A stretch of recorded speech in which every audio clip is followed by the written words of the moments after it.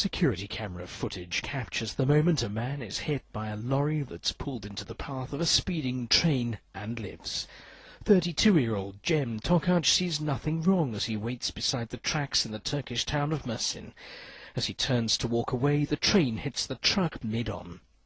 Friends and colleagues dash to his aid, though most feared the worst. Tokac says he recalls nothing of his